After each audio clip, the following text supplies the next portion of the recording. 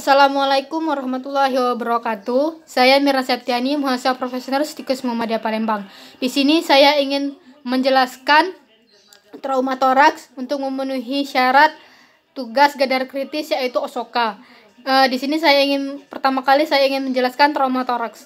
Trauma toraks adalah luka atau cedera yang mengenai rongga toraks yang dapat menyebabkan kerusakan pada dinding toraks ataupun isi dari kofum toraks yang disebabkan oleh benda tajam yang menyebabkan keadaan gawat toraks. Ya, ini menurut Sudoyo 2015. Kemudian etiologi dari trauma toraks adalah trauma pada toraks dibagi menjadi dua, yaitu karena benda tumpul yaitu 65%, kemudian trauma oleh benda tajam yaitu 34%.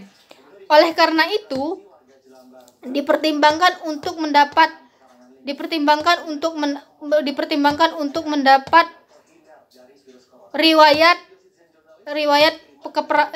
mendapat perawatan lengkap karena setiap orang itu memiliki trauma yang berbeda-beda.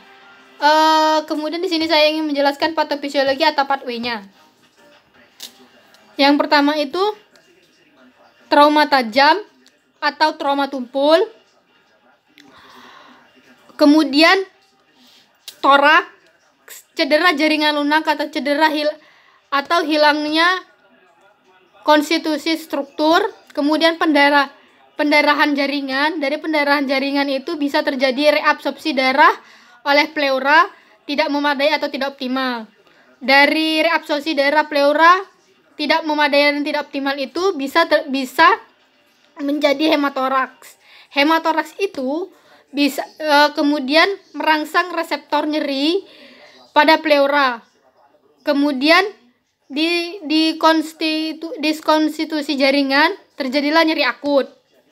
Dari hematoraks ini juga bisa terjadi akumulasi cairan dalam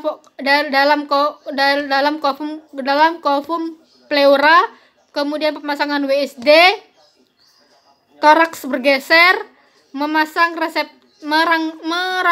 reseptor nyeri pada perifer kulit, resiko infeksi, kerusakan integritas kulit. Masih di hematoraks itu, dari hematoraks juga bisa ke ekspansi paru, kemudian gangguan ventilasi. Dari gangguan ventilasi itu terjadilah ketidakefektifan pola napas. Masih di hematoraks, kemudian ke ekspansi paru, terus terjadilah edema pada trakeal. Setelah terjadi edema pada trakeal itu terjadilah ketidakefektifan bersihan jalan napas. Kemudian setelah pathway ini melakukan hasil pengkajian ABC, yaitu airway, breathing, dan sirkulasi.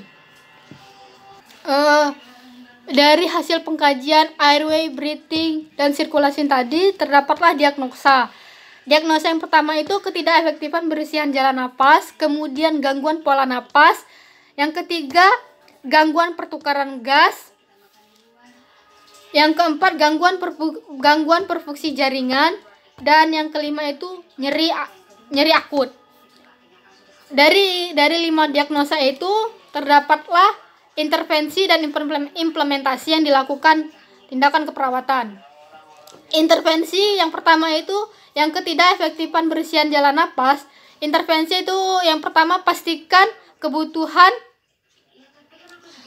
suction. Kemudian NOC-nya itu status pernapasan. Gangguan pola napas, NIC-nya itu airway management. Kemudian NOC-nya itu respiratory status ventilator.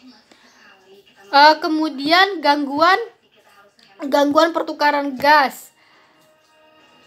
NIC-nya itu buka jalan napas, gunakan teknik Hatten-Chinley atau jaw thrust. NOC-nya itu respiratory status ventilator. Diagnosa yang keempat, gangguan perfusi jaringan. Niknya itu bantu klien untuk mengidentifikasikan aktivitas sehari-hari. Noknya itu mampu melakukan aktivitas sehari-hari. Kemudian diagnosa yang kelima, nyeri akut. Niknya itu mampu mengontrol nyeri. Noknya itu manajemen nyeri. Mungkin itu saja yang saya dapat sampaikan terkait penjelasan trauma toraks. Lebih dan kurangnya saya mohon maaf, dan kepada Allah saya mohon ampun, dan saya akhiri. Wassalamualaikum warahmatullahi wabarakatuh.